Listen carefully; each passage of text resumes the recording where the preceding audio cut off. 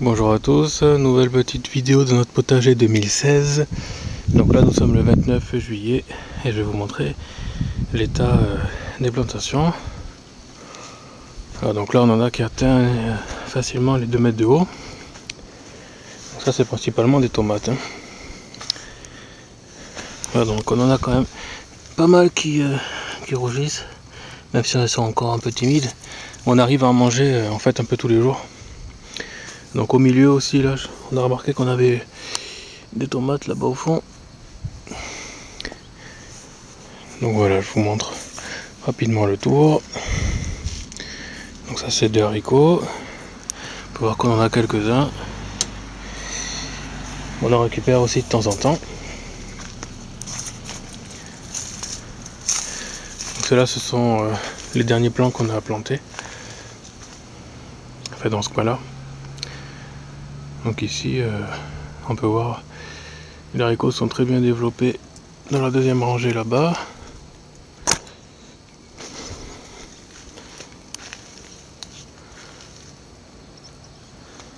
Ça, ce sont les tout derniers que vous avez pu voir dans la vidéo du semis à la plantation. On a ici les derniers plantés dans cet endroit-là. Donc ça, c'est la partie principale du potager. Donc là, on peut voir qu'on a quelques tomates aussi qui sont assez grosses. Voilà, donc on va voir pour les récupérer, peut-être récupérer la rouge. On a une rouge là-bas qui est bien mûre. Donc je vais la récupérer, puis on en a quelques grosses donc qui sont voilà, elles sont même le sol, c'est pas super pour les maladies, mais bon, on va voir si on peut mettre quelque chose en dessous.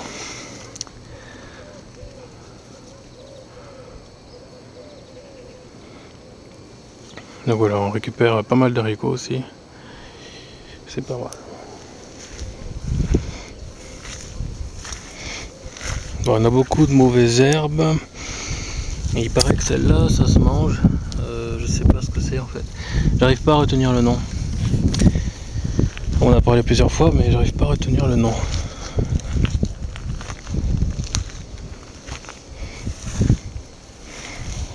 Donc là, il y a pas mal d'espace qu'on n'a pas utilisé parce qu'on n'avait pas de plan assez serré. Parce que ces rangées-là, en fait, sont plus serrées.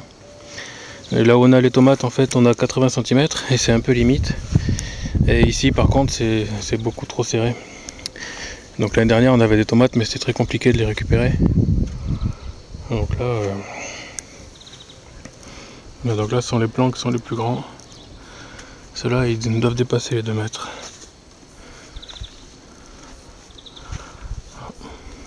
Et tout ça, c'est tout ce qui est tomates cerises ou des olivettes. Voilà, ici, c'était des lots de plusieurs petites tomates en fait qu'on a achetées. Voilà. Donc en fait, on en arrive à manger un peu tous les jours. En piquant à droite à gauche, donc le matin et puis le soir, par gourmandise. Voilà, elles sont super bonnes. Donc on a pas mal de tomates quand même qui... Ouais, c'est surtout les tomates cerises pour le moment qui prennent. Les grosses tomates à mettre plus de temps. Et le temps est pas génial de toute façon. Il peut faire très chaud en journée et ensuite le soir il fait assez froid. Alors, en ce moment c'est assez particulier quand même. Voilà. Bon, faut savoir aussi qu'on n'a pas supprimé les gourmands. On laisse tout. J'aime pas trifouiller. Tiens, je viens de voir, j'ai une tomate là-bas qui est aussi commence à être pas mal.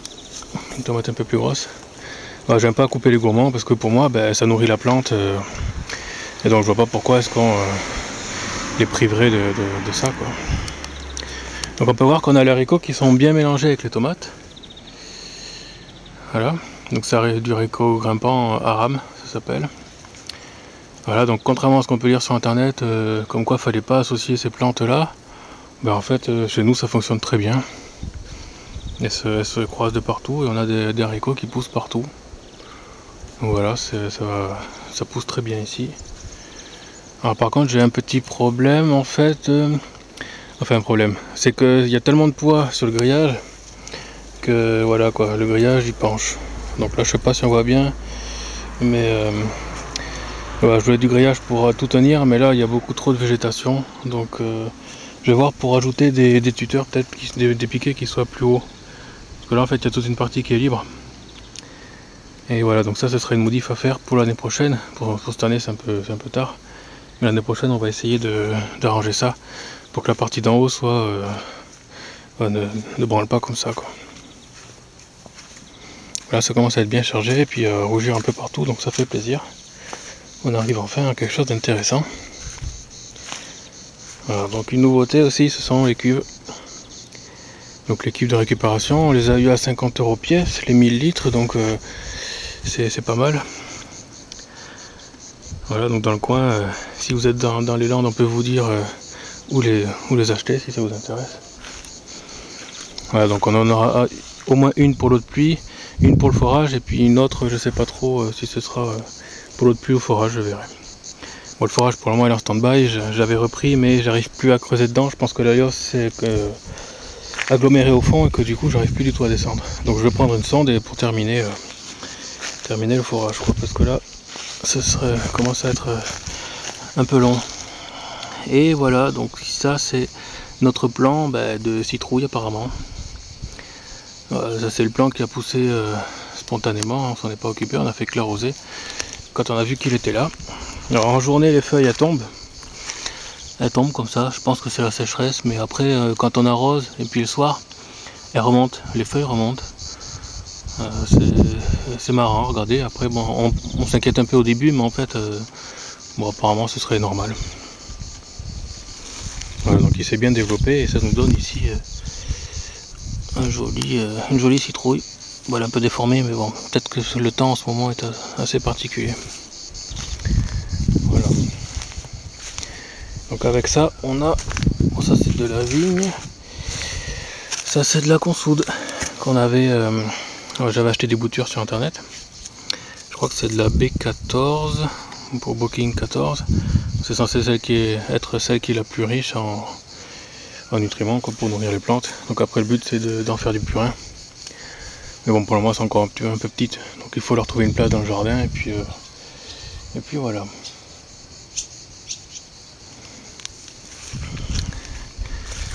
Donc là on a les murs qu'on mange aussi régulièrement. Et ici les dernières tomates, donc ça ce sont les tomates que j'avais fait en Bretagne, pareil. Les plants qui me restaient, je les ai plantés le long ici. Et puis j'ai rajouté une extension de grillage. Avec pareil toujours des tomates et du basilic. Voilà, donc ça c'est pareil de Bretagne. Ici donc il faut qu'on rajoute des bordures et puis voilà, pour fermer le coin. Mais en attendant, cette année en tout cas on met des plants ici. Comme ça on va se servir du grillage en fait pour tenir les plantes. Alors là on peut voir quelque chose. Ici, ces plants de tomates là, je sais pas si on voit bien. On peut voir qu'elles ont été coupées. Alors ça, à mon avis c'est le chevreuil, parce que on avait d'autres plants au milieu du potager, donc de l'autre côté, qui sont bouffés aussi pareil. Et c'est à chaque fois que le chevreuil passait. Donc on a un chevreuil qui vient régulièrement, si vous avez vu notre petite vidéo assez courte. Et voilà, donc en fait il bouffe tout, quoi. Voilà. Donc ça, à mon avis, c'est le chevreuil qui a dû laisser ces traces là. Ensuite je vous montrerai, ça c'est la partie droite à l'entrée, donc je fais le tour et puis je vous montre ça. Alors une nouveauté pour nous, on a commencé à installer donc ce genre de choses, des sacs qui permettent d'avoir des plantes en hauteur. Donc là en l'occurrence on a mis des tomates, hein, forcément. Donc voilà, ça sont nos plantes de Bretagne, pareil, ils se sont bien développés ceux-là. Avec la tête en bas, et ils donnent déjà des tomates. Alors que ceux qu'on a mis en pleine terre, ils n'ont rien encore. Bon, à part des fleurs bien sûr, mais voilà, donc la tige à la base elle était verticale vers le bas et elle est remontée pour donner. Voilà, on a la même chose ici. On commence à voir apparaître quelques petites tomates aussi. Bon, à contre-jour c'est pas évident, mais voilà. Donc ça, c'était la première année qu'on teste ça. Et voilà, ça fonctionne pas mal. Attention quand même à l'installation, on a eu un souci ici. Le fil s'est cassé en fait. Donc j'ai fait un petit nœud parce qu'il y a un fil qui est bouclé et l'autre est juste serti dedans. Ça a cassé. Donc attention, si jamais vous utilisez ça aussi, il y a un risque que ça pète, quoi. Donc là c'est la partie droite à l'entrée du jardin. Et donc on a ici un plan, donc ça c'est un plan de potimarron qui est suffisamment long, vu que le pied en fait est ici. Voilà, le pied est là. Donc à la base il partait là-bas, mais j'ai viré, j'ai mis plutôt là-dessus, parce qu'il allait envahir sinon les artichauts. Donc j'ai préféré le mettre par terre ici, ça gêne pas. Donc on peut voir qu'on a quelques légumes ici qui arrivent. Donc ça c'est un collègue qui nous a donné ce plan là, on nous remercie. Tu vois, il est pas mal, il fait quelques mètres, il se plaît bien. À côté on a un plan de courge de Nice aussi, quelque chose comme ça. Bon, lui est plus petit, mais c'est aussi pas mal développé. Voilà, ici on peut voir qu'on a un petit légume qui arrive. Voilà. Il continue son chemin. Bon, de ce côté c'est pas trop grave, même si on a le melon qui pousse un peu comme il peut. Ouais, voilà, c'est pas trop mal. Ici on en a une autre là. Donc là ces plantes là apparemment il faudrait les couper après un certain nombre de fleurs, de je sais pas quoi. Moi je laisse tout vivre comme ça, j'ai pas la folie du sécateur pour couper tout partout, hein. Que ce soit les gourmands ou les arbustes, les fruitiers, machin. Tout tailler c'est pas mon truc, hein. Les plantes je préfère les laisser vivre leur vie tranquille. Quitte à les contrôler un petit peu pour pas qu'elles aillent un peu n'importe où. Mais à part ça, voilà, tailler partout c'est pas trop mon truc.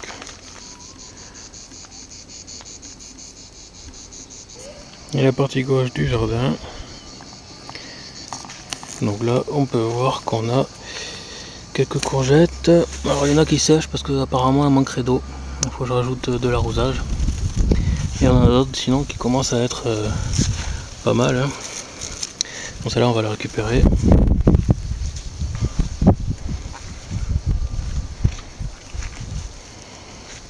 Là c'est pareil, il y en a une mais apparemment elle manque d'eau. Donc je vais dans la foulée après la vidéo faire rajouter des arroseurs. Et puis le maïs qui monte, alors après on sait pas trop quand récolter, on va attendre un peu, de toute façon je pense que c'est pas encore prêt. Voilà. Il y en a encore de la courgette là.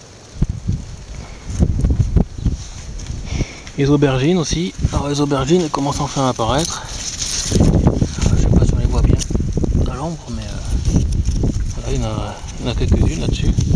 Alors ça c'est pareil, je sais pas trop quand récolter parce que c'est les plants qu'on fait notre première année, donc on va regarder sur internet, voir un peu.